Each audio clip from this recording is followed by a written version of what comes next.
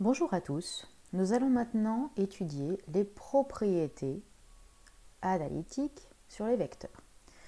Alors, beaucoup sont très instinctives, vous allez voir.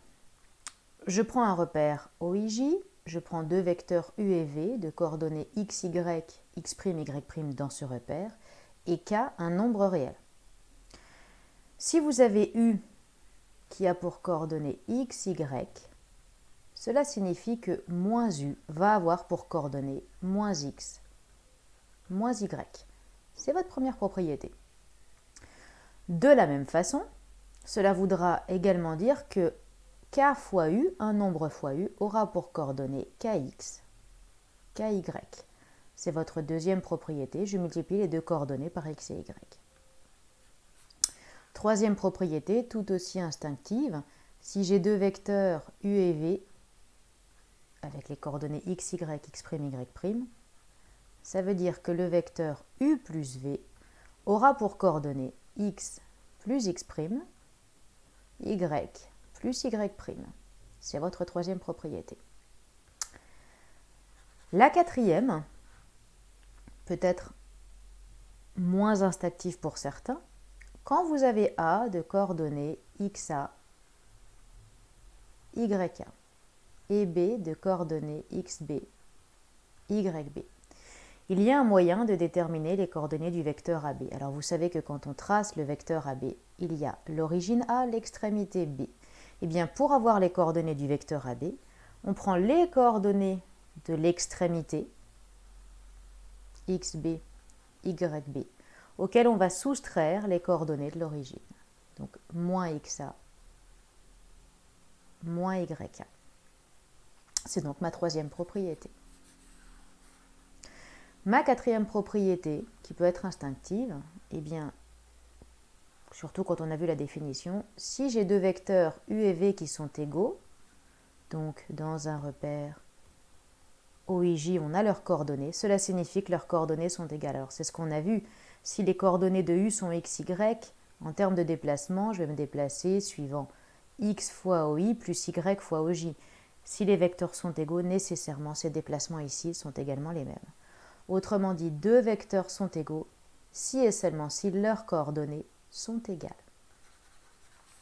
Nous allons maintenant appliquer ces diverses propriétés avec l'exemple ci-dessous.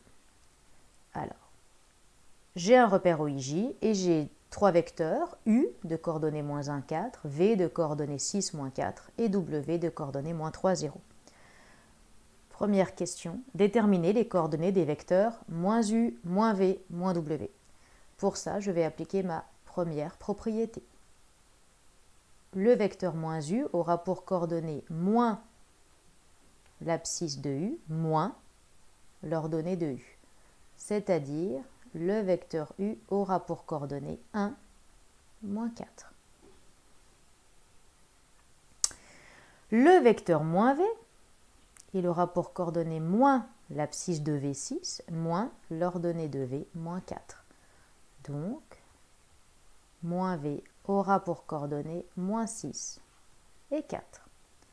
Le vecteur moins W aura donc pour coordonnées moins l'abscisse de W, moins l'ordonnée de W.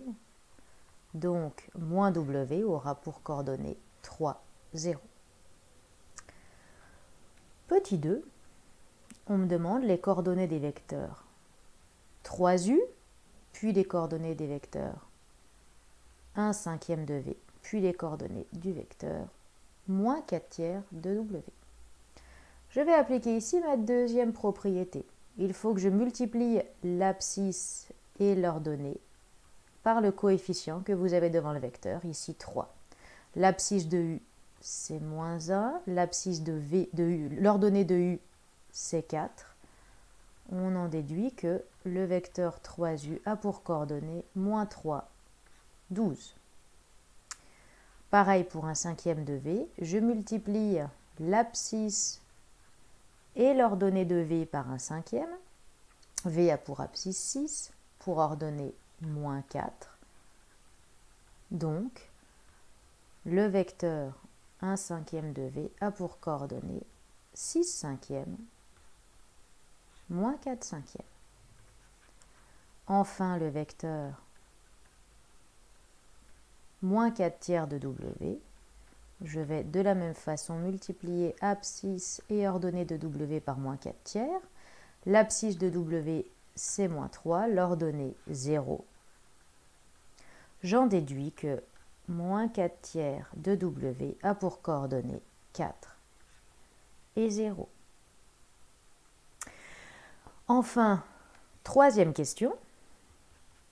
On me demande les coordonnées de 2 fois le vecteur U moins 3 fois le vecteur V. Pour cela, je vais appliquer à la fois cette propriété et celle-ci, à savoir les 2 et 3.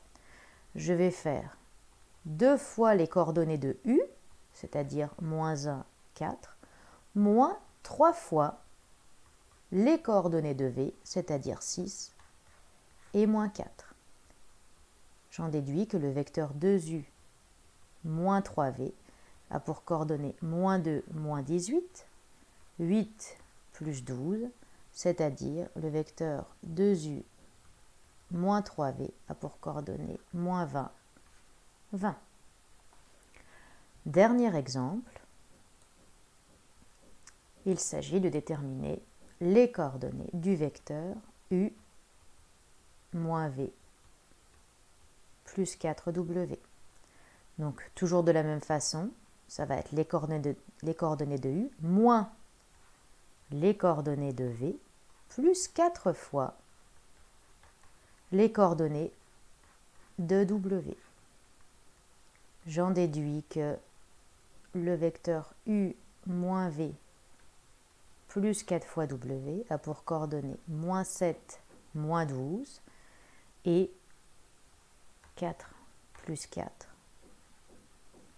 C'est-à-dire le vecteur U moins V plus 4W a pour coordonnées moins 19 et 8. Et j'ai donc pu appliquer une première fois mes propriétés.